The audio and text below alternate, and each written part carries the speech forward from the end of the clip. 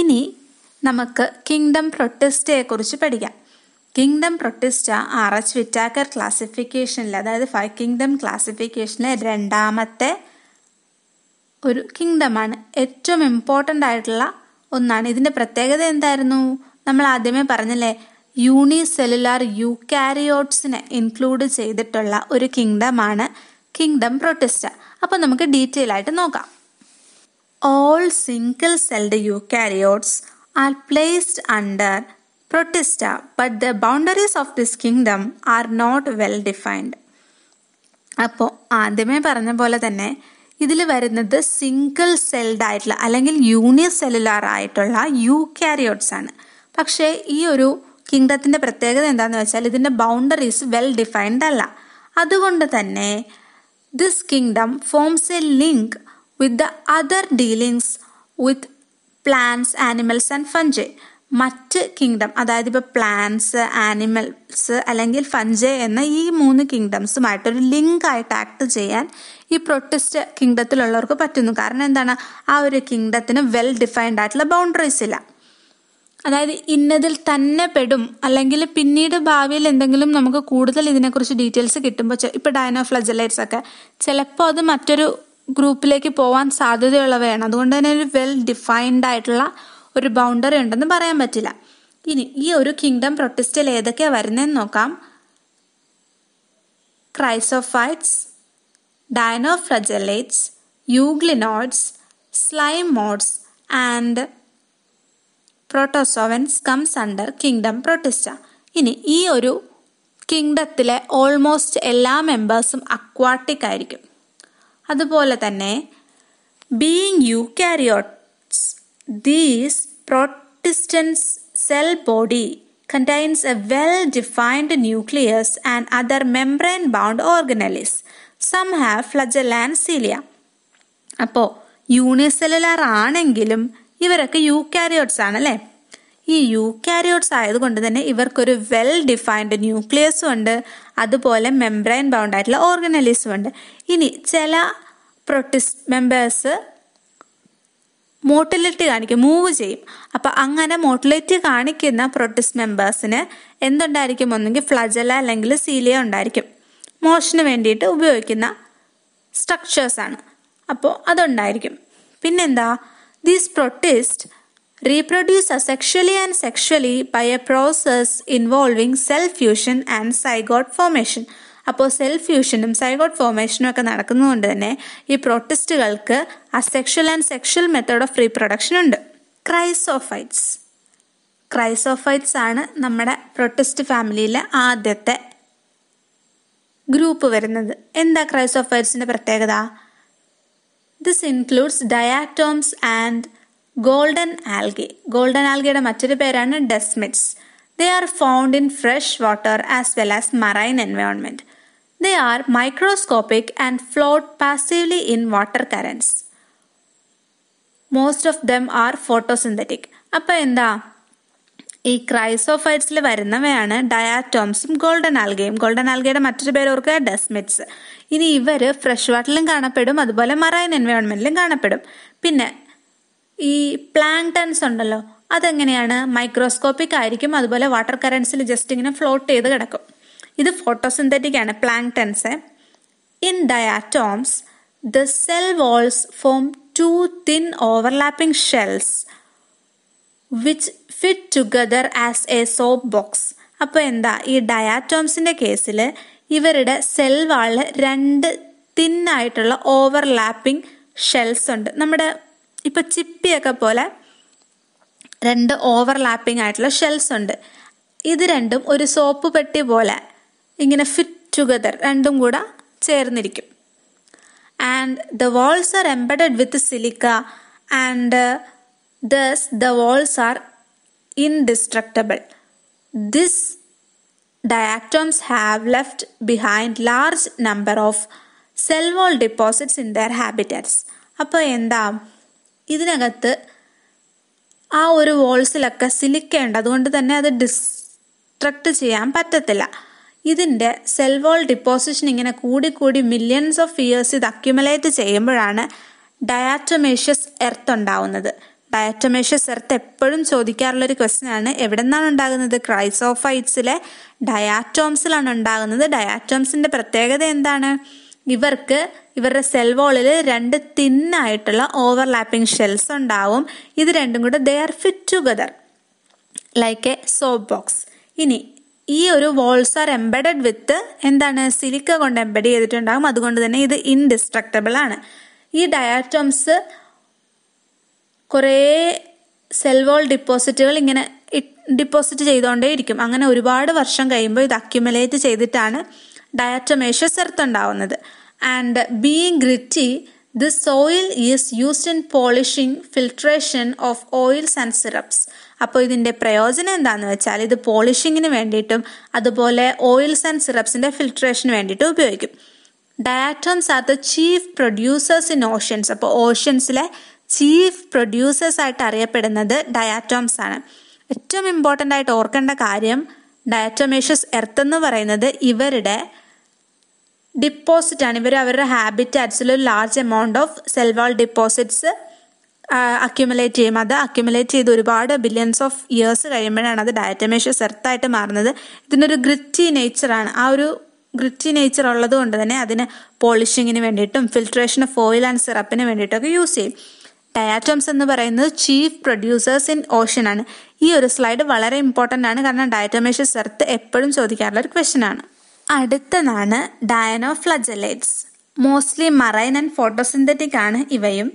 And they appear yellow, green, brown, blue or red depending on the main pigments present in there cells. The cell wall has stiff cellulose plate on the outer surface, and most of them have two flagella. One lays longitudinally and the other lays transversely in a furrow between the wall plates. അപ്പോൾ എന്താണ് ഈ ഡൈനോഫ്ലജല്ലേറ്റ്സ്? Marine ആണ്, അതുപോലെ photosynthetic ആണ്. ഇത് അതിൻ്റെ ബോഡിയിലെ പിഗ്മെൻസിൻ്റെ colour അനുസരിച്ച് red ആവാം, യെല്ലോ ആകാം, ബ്ലൂ ആകാം, അങ്ങനെ പല കളറുണ്ട്. ഇനി ഇതിൻ്റെ മറ്റൊരു പ്രത്യേകത എന്ന് വെച്ചാൽ ഇതിനൊരു സ്റ്റിഫ് സെല്ലുലോസ് പ്ലേറ്റ് ഉണ്ട് സെൽ വാളിൽ. അതുപോലെ രണ്ട് ഫ്ലജല്ലയുണ്ട്, ഒരെണ്ണം ലോഞ്ചിറ്റ്യൂഡിനലിയും ഒരെണ്ണം transverse in a furrow between the wall plates. അപ്പോൾ ഈ സൈഡിൽ കൊടുത്തിരിക്കുന്ന ഒരു പിക്ചർ നോക്കിക്കേ, അതെന്താണ്? Very often red dinoflagellates undergo such rapid multiplication that they make the sea appear red. അതിനെയാണ് റെഡ് ടൈഡ്സ് എന്ന് പറയുന്നത്. ആ ഒരു ഫിഗറിൽ നോക്കിയാൽ നമുക്ക് കാണാൻ പറ്റും. ഈ റെഡ് ഡൈനോഫ്ലജല്ലേറ്റ്സ് ഒരുപാട് റാപ്പിഡായിട്ട് മൾട്ടിപ്ലൈ ചെയ്തിട്ട് ആ സീ തന്നെ, ആ ഒരു ഓഷ്യൻ നമ്മൾ നോക്കുവാണെങ്കിൽ തന്നെ അതൊരു റെഡ് കളറായിട്ട് തോന്നും. അത്രയും റാപ്പിഡായിട്ട് ഇത് മൾട്ടിപ്ലൈ ചെയ്യും. And the toxins released by such large number may even kill other marine animals such as fishes. അപ്പോൾ ഈ റെഡ് കളറിൽ കിടക്കുന്നതുകൊണ്ട് കുഴപ്പമൊന്നുമില്ലെന്ന് വിചാരിക്കരുത്. ഇത് ഭയങ്കര ടോക്സിൻസിനെ പ്രൊഡ്യൂസ് ചെയ്യും. ഈ ടോക്സിൻസ് മറ്റ് അക്വാട്ടിക് ആയിട്ടുള്ള ജീവികളെ, എസ്പെഷ്യലി ഇപ്പം ഫിഷസ് അങ്ങനെയുള്ളവയൊക്കെ എന്താണ്, അവർക്കൊക്കെ ദോഷമായിട്ട് ഭവിക്കും. അപ്പോൾ ഓർക്കേണ്ട കാര്യം, ഡൈനോഫ്ലജല്ലേറ്റ്സ് എന്ന ആ ഒരു ടോപ്പിക്കിൽ റെഡ് ടൈഡ്സ് ഉണ്ടാവാനുള്ള കാരണമാണ് ഓർക്കേണ്ടത്. റെഡ് ഡൈനോഫ്ലജല്ലേറ്റ്സ് റാപ്പിഡായിട്ട് മൾട്ടിപ്ലൈ ചെയ്യുന്നത് കൊണ്ടാണ് ഈ ഒരു റെഡ് ടൈഡ് ഫോം ചെയ്യുന്നത്. അത് ഓർത്തിരിക്കുക. Euglenoids, majority of them are fresh water organisms found in stagnant water. And instead of a cell wall they have a protein rich layer called pellicle which makes their body flexible. അപ്പോൾ ഇവർ കൂടുതലും fresh water organisms ആണ്. ഇവർക്ക് cell wall ഇല്ല. Cell വാളിന് പകരം ഇവർക്ക് എന്താണുള്ളത്? ഒരു പ്രോട്ടീൻ റിച്ച് ലെയർ ആണുള്ളത്, പെല്ലിക്കിൾ എന്ന് പറഞ്ഞിട്ട്. ഈ ഒരു പെല്ലിക്കിൾ മൂലമാണ് ഇവരുടെ ബോഡി ഫ്ലെക്സിബിൾ ആയിരിക്കുന്ന ഫിഗറിൽ നമുക്ക് കാണാം യൂഗ്ലിനോയിഡ്സിന്. ഇനി ഇവരുടെ പ്രത്യേകത എന്ന് വെച്ചാൽ ഇവർക്ക് രണ്ട് ഫ്ലജല്ലയുണ്ട്, ഒരു ഷോർട്ട് ഫ്ലജല്ലയും ഒരു ലോങ് ഫ്ലജല്ലയും. അതും ഫിഗറിലുണ്ട്. ഇനി though they are photosynthetic in the presence of sunlight, when deprived of sunlight they behave like heterotrophs by predating on other small organisms. ഇവയുടെ മറ്റൊരു പ്രത്യേകതയാണ്, ഇവർ സൺലൈറ്റ് ഉള്ളപ്പോൾ ഫോട്ടോസിന്തറ്റിക് ആണ്, പക്ഷെ സൺലൈറ്റ് ഇല്ലാത്ത സിറ്റുവേഷൻസിൽ ഇവർ എന്ത് ചെയ്യും? ഹെട്രോട്രോഫ്സ് ആയിട്ട് ആക്ട് ചെയ്യും. മറ്റ് ചെറിയ ഓർഗാനിസംസിനെ പ്രിഡേറ്റ് ചെയ്തിട്ട് അവരെ ഭക്ഷിച്ചുകൊണ്ട് അല്ലെങ്കിൽ അവരെ യൂട്ടിലൈസ് ചെയ്തുകൊണ്ട് ഈ യൂഗ്ലിനോയിഡ്സ് സർവൈവ് ചെയ്യും. അപ്പോൾ ഓർക്കുക, സൺലൈറ്റ് ഉള്ളപ്പോൾ ഓട്ടോട്രോഫ്സ് ആയിരിക്കും, സൺലൈറ്റ് ഇല്ലാത്തപ്പോൾ ഹെറ്ററോട്രോഫ്സ് ആയിരിക്കും. 2 ഫ്ലജല്ലയുണ്ട്, ഒരു ഷോർട്ട് ഫ്ലജല്ലയും ഒരു ലോങ് ഫ്ലജല്ലയും. പിന്നെ ഏറ്റവും വലിയ പ്രത്യേകതയാണ് പെല്ലിക്കിള്. അതായത് ഇവർക്ക് സെൽ വാൾ ഇല്ല, പകരമുള്ളത് ഒരു പ്രോട്ടീൻ റിച്ച് ലെയർ ആണ് പെല്ലിക്കിൾ എന്ന് പറഞ്ഞിട്ട്. ഈ പെല്ലിക്കിൾ എന്തിനാണ്? അവരുടെ ബോഡി ഫ്ലെക്സിബിൾ ആയിരിക്കാൻ വേണ്ടിയിട്ട്. പിന്നെ ഒരു പ്രത്യേകത കൂടെ ഉണ്ട്. Interestingly, the pigment of euglenoids are identical to those present in higher plants. അപ്പോൾ ഹയർ പ്ലാന്റ്സിന്റെ പിഗ്മെന്റ്സിനോട് സിമിലർ ആയിട്ടുള്ള അല്ലെങ്കിൽ ഐഡന്റിക്കൽ ആയിട്ടുള്ള പിഗ്മെന്റ്സ് ആണ് യൂഗ്ലിനോയിഡ്സിനും ഉള്ളത്. അപ്പോൾ യൂഗ്ലിനോയിഡ്സിനെ കുറിച്ച് പറയുമ്പോൾ ആദ്യം ഓർക്കേണ്ട കാര്യം പെല്ലിക്കിൾ ആണ്. എന്താണ്? പ്രോട്ടീൻ റിച്ച് ലെയർ ആണ്. ഇത് ഇവരുടെ ബോഡിയെ ഫ്ലെക്സിബിൾ ആക്കുന്നു. 2 ഫ്ലജല്ല ഉണ്ടെന്ന് ഓർക്കണം, ഷോർട്ട് ഫ്ലജല്ല, ലോങ് ഫ്ലജല്ല. പിന്നെ ഫോട്ടോസിന്തറ്റിക് ആണ് സൺലൈറ്റിന്റെ പ്രസൻസിൽ. സൺലൈറ്റ് ഇല്ലാത്തപ്പോൾ ഇവർ ഹെറ്ററോട്രോഫിക് ആവും. പിന്നെ ഇവരുടെ പിഗ്മെന്റ്സ് എന്ന് പറയുന്നത് ഹയർ പ്ലാന്റ്സിനോട് ജസ്റ്റ് ഐഡന്റിക്കൽ ആയിരിക്കും. എക്സാമ്പിൾ, യൂഗ്ലിനോയിഡ്സിന്റെ എക്സാമ്പിൾ എന്താണ്? Euglena. Slime moulds. Slime moulds are saprophytic protist. The body moves along decaying twigs and leaves engulfing organic matter. അപ്പോൾ ഡീക്കേയിങ് ആയിട്ടുള്ള കമ്പുകളിൽ അതുപോലെ ലീവ്സുകളിലൊക്കെയാണ് ഇവ എൻഗൾഫ് ചെയ്തിട്ടാണ് ഇവ സർവൈവ് ചെയ്യുന്നത്. ആ ഒരു ഓർഗാനിക് മാറ്റർ യൂസ് ചെയ്യുന്നു. ഇവരെ സാപ്രോഫിറ്റിക് ആണ്. Under suitable conditions, they form an aggregation called plasmodium which may grow and spread over several feet. അപ്പോൾ സ്യൂട്ടബിൾ കണ്ടീഷനിൽ ഇവരൊരു പ്ലാസ്മോഡിയം അഗ്രിഗേഷൻ ഫോം ചെയ്യും, അതൊരുപാട് സ്പ്രെഡ് ആവും. പിന്നെ during unfavourable conditions the plasmodium differentiates and forms fruiting bodies bearing spores at their tips and the spores possess true walls. They are extremely resistant and survive for many years even under adverse conditions. The spores are dispersed by air currents. അപ്പോൾ ഓർക്കുക, slime modes എന്ന് പറയുന്നത് saprophytic ആണ്. ഇവര് ഈ decaying ആയിട്ടുള്ള ട്വിഗ്സിലും അതുപോലെ ലീവ്സിലും ഒക്കെയുള്ള ഓർഗാനിക് മാറ്റർ യൂട്ടിലൈസ് ചെയ്താണ് ജീവിക്കുന്നത്. ഇവര് സ്യൂട്ടബിൾ കണ്ടീഷൻ വരുമ്പോൾ ഒരു അഗ്രിഗേഷൻ ഫോം ചെയ്യും, പ്ലാസ്മോഡിയം അഗ്രിഗേഷൻ ഫോം ചെയ്യും. എന്നിട്ട് ഒരു സെവറൽ ഫീറ്റ്സ് വരെ ഇത് സ്പ്രെഡായിട്ട് ഗ്രോ ചെയ്യും. ഇനി അൺഫേവറബിൾ കണ്ടീഷനിൽ ഇവർ സ്പോർസിനെ പ്രൊഡ്യൂസ് ചെയ്യും. ഈ സ്പോർസിന് ട്രൂ വാൾസ് ഉണ്ടായിരിക്കും. ഇവർ എക്സ്ട്രീംലി റെസിസ്റ്റൻ്റ് ആണ് ഈ സ്പോർസ് എന്ന് പറയുന്നത്. ആവശ്യം വരുമ്പോൾ ഈ സ്പോർസ് ഡിസ്പേഴ്സ് ആയിട്ട് എയർ കറണ്ട് വഴി ഇങ്ങനെ സ്പ്രെഡായി പിന്നീടത് പുതിയ പുതിയ സ്ലൈം മോഡ്സ് അഗ്രിഗേഷൻസിനെ പ്രൊഡ്യൂസ് ചെയ്യും. അപ്പോൾ ഓർക്കേണ്ട കാര്യം, സ്ലൈം മോഡ്സ് സാപ്രോഫിറ്റിക് ആണെന്ന് ഓർക്കണം. അതുപോലെ ഇവർ അൺഫേവറബിൾ കണ്ടീഷൻസിൽ ഒരു പ്ലാസ്മോഡിയം അഗ്രിഗേഷൻ, ഒരു അഗ്രിഗേഷൻ ഫോം ചെയ്യുമെന്നും പിന്നെ സ്പോർസിനെ പ്രൊഡ്യൂസ് ചെയ്യുമെന്നും ഓർക്കണം. അടുത്തതാണ് protozoans. All protozoans are heterotrophic and lives as predators or parasites. They are believed to be primitive relatives of animals and they are grouped into 4 major categories. അപ്പോൾ ഓർക്കുക, protozoans എന്ന് പറയുന്നത് ഹെറ്ററോട്രോഫിക് ആണ്. ഇവരിൽ ഓട്ടോട്രോഫ്സ് ഇല്ല, എല്ലാവരും ഹെറ്ററോട്രോഫിക് ആണ്. അതുപോലെ ഇവരെങ്ങനെയാണ് ജീവിക്കുന്നത്? ഒന്നെങ്കിൽ പ്രിഡേറ്റേഴ്സ് ആയിരിക്കും അല്ലെങ്കിൽ പാരസൈറ്റ്സ് ആയിരിക്കും. അതുപോലെ ഈ പ്രോട്ടോസോവൻസ് എന്ന് പറയുന്നത് പ്രിമിറ്റീവ് റിലേറ്റീവ്സ് ഓഫ് ആനിമൽസ് എന്ന് അറിയപ്പെടുന്നുണ്ട്. അപ്പോൾ ഓർക്കുക, പ്രിമിറ്റീവ് റിലേറ്റീവ്സ് ഓഫ് ആനിമൽസ് എന്ന് അറിയപ്പെടുന്നത് പ്രോട്ടോസോവൻസ് ആണ്. 4ആയിട്ട് ഡിവൈഡ് ചെയ്തിട്ടുണ്ട്. ഏതൊക്കെയാണ്? Amoeboid protozoans, flagellated protozoans, ciliated protozoans and sporozoans. ഓരോന്നും എന്താണെന്ന് നോക്കാം. Types of protozoans. അപ്പം ഞാൻ പറഞ്ഞല്ലേ 4 തരം പ്രോട്ടോസോവൻസ് ഉണ്ടെന്ന്.